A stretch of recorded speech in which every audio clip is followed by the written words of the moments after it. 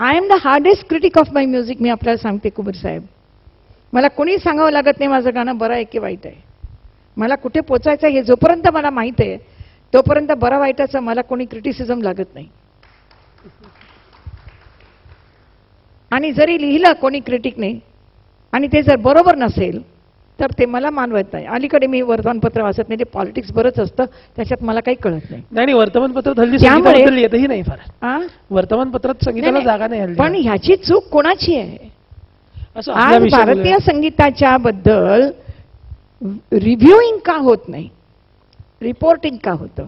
त्याचं कारणच असं आहे की ते पॉप्युलर नाही आहे, ते सर्वसाधारण लोकांना आवडत नाही. साधी गोष्ट आहे. पण ते का आवडत नाही एवढं सांगण्याचं माझं आपल्याला कर्तव्य होतं आजच्या याच्यामध्ये. मगाच्या अनुषंगाने मला दोन फक्त माझ्यातर्फे प्रश्न असे वाटतात की आपण म्हणालात की हल्लीचं संगीत ऐकवत नाही अशा पद्धतीने, असं यामुळे असं वाटतं का की या सगळ्या व्यवस्थेला सादरीकरणाला जास्त महत्त्व आलेलं आहे?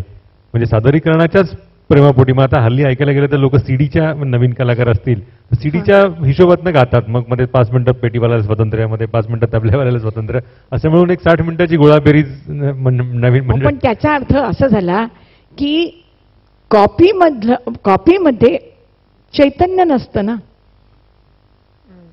एखादी माझी कॅसेट मुलांनी पाठ केली, त्यांना हे काय माहीत की मी एक फ्रेज नंतर दुसरी हीच फ्रेज का मांडली ते काही कॅसेट सांगत नाही हो. ते सांगणारा गुरु पाहिजे, कारण ही श्रवण विद्या आहे डायरेक्ट.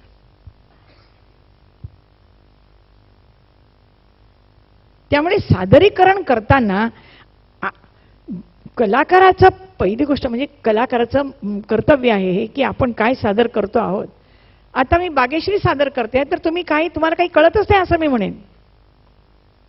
थोडंसं आज जरा स्पष्ट बोलते, थोडंसं वेहिमेंटली बोलते, आपण मला क्षमा करा, परंतु it is time for me to speak. की किशोरी आमोणकर आता बागेश्री गाणार आहेत. मी माझ्या मुलांना नेहमी म्हणते, बघ बाई, प्रत्येक श्रोता जो बाहेर जातो, हा काय आज पण बागेश्री ऐकला असं म्हटलं पाहिजे ग त्यांनी. काय किशोरी गायली आज, चूक, फेल्युअर, हे माझं अपयश आहे एवढं मी समजते. की जोपर्यंत किशोरी त्याच्यात आहे तोपर्यंत ते दैवी असणंच शक्य नाही. किशोरी तेव्हा तिथे असेल जेव्हा किशोरी स्वतःला विसरेल, तेव्हा ते छान आहे. पण तोपर्यंत मग साधना करायला लागते. मला असं वाटतं की शास्त्रीय संगीताची बूज राखून मी बोलले. आपण मुलांना पुन्हा एकदा मी आपल्याला विनंती करते की हे जे काही टीव्हीवर थैमान चाललेलं आहे आज, हे कलीचं संगीत आहे बाई, सत्ययुगातलं संगीत नाही आहे. हे आपलं सत्ययुगात जावं, आपल्या मुलांना सावरावं, आपल्या मुलांना चांगली दिशा दाखवावी अशी मी आपल्या पर्टिक्युलरली आईबापांना विनंती करीन. आणि मला असं वाटतं की कुबेर साहेबांनी आता हे थांबवावं. नमस्कार.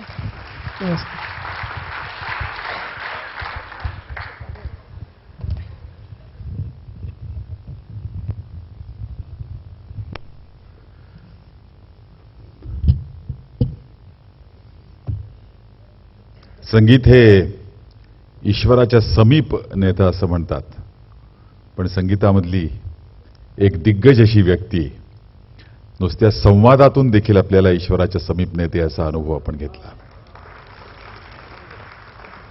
याच्यानंतर मैत्रेय प्रकाशनचे संपादक जे आहेत मनोज आचार्य, ते आभार प्रदर्शन करतील आणि यानंतर पसायदानानं आजच्या कार्यक्रमाची सांगता होईल.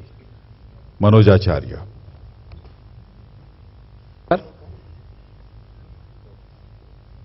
आजचा कार्यक्रम जो होता आणि जो विषय होता तो माझ्या मते खूपच यशस्वी झाला असं मला वाटतं. ताईंची संगीतामागची जी तपश्चर्या आहे, त्यामागचा जो विचार आहे,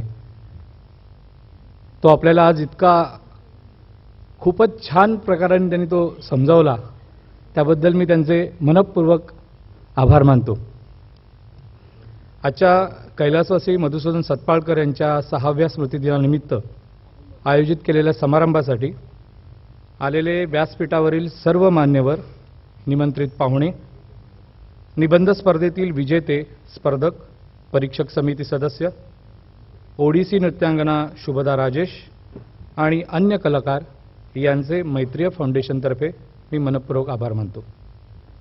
या स्मृती सोहळ्यासाठी सूत्रधार या संस्थेने कलात्मक व्यवस्था करणारे श्री हर्डीकर, प्रदीप भिडे आणि त्यांचे सहकारी, या कार्यक्रमाचे चित्रीकरण करणारे झी TV आणि अन्य वाहिन्यांचे वृत्तसंपादक, आकाशवाणी तसेच सर्व वृत्तपत्रांचे पत्रकार प्रतिनिधी यांचेही मी मनापासून आभार मानतो.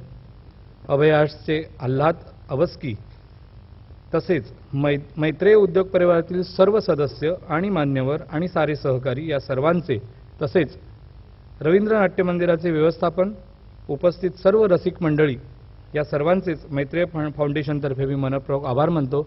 धन्यवाद. आजचा हा जो कार्यक्रम झाला, हा कार्यक्रम 14 आणि 15 ऑक्टोबरला सकाळी 7:25 2 भागात, प्रत्येक भाग 15 मिनिटाचा असा आकाशवाणीवरून आपल्याला ऐकता येईल. आणि आकाशवाणीची जी केंद्र आहेत जिथून तुम्हाला ऐकता येईल, मुंबई, पुणे, सोलापूर, यवतमाळ, नांदेड, नाशिक आणि जळगाव या केंद्रांवरून 14 आणि 15 ऑक्टोबर सकाळी 7:25 आजच्या या दोन्ही कार्यक्रमाचं 2 भागामध्ये सादरीकरण होईल. तेव्हा रेडिओ जरूर ऐका. रेडिओ माध्यम ग्रेट आहे असं मी म्हणतो, कारण ते तुमच्या मेंदूला खूप चालना देत असतं आणि मेंदू सगळ्या संपूर्ण घटनेची चित्र रंगवायचं सामर्थ्य रेडिओ माध्यमामध्ये आहे. मी स्वतः खूप रेडिओ माध्यमाचा चाहता आहे. यानंतर किशोरीताईंनी आत्ताच मला सांगितलं की त्यांची शिष्या जी आहे नंदिनी बेडेकर, ती आज पसायदान गाईल आणि तिच्या पसायदानानं आजच्या कार्यक्रमाची सांगता होईल. नंदिनीला मी इथं बोलावतो.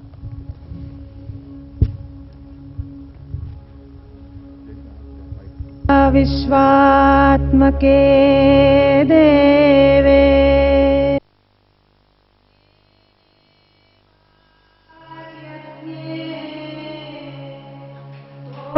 तोषावे तोषोनी मज द्यावे पसाय दान जे खळांची व्यंकटी सांडो तया सत्कर्मी रती वाढो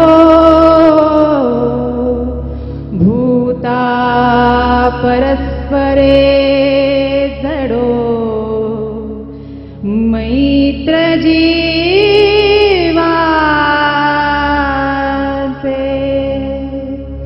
दुरितांचे तिमिर जावो विश्वस्वधर्म सूर्य पाहो जो वांछील तो ते लाहो प्राणी वर्षते सकळ मंगळी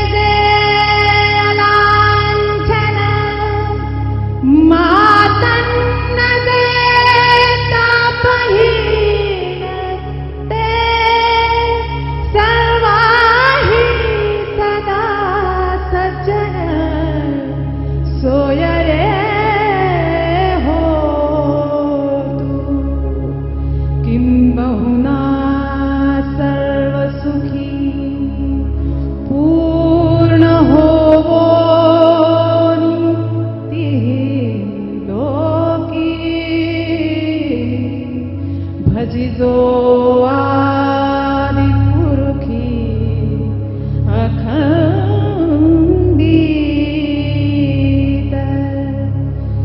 ते थमणे श्री विश्वेश्वरा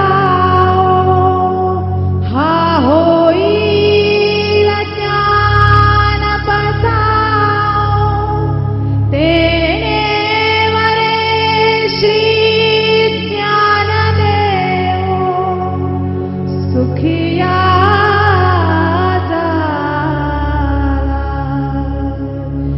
सुखिया सुखिया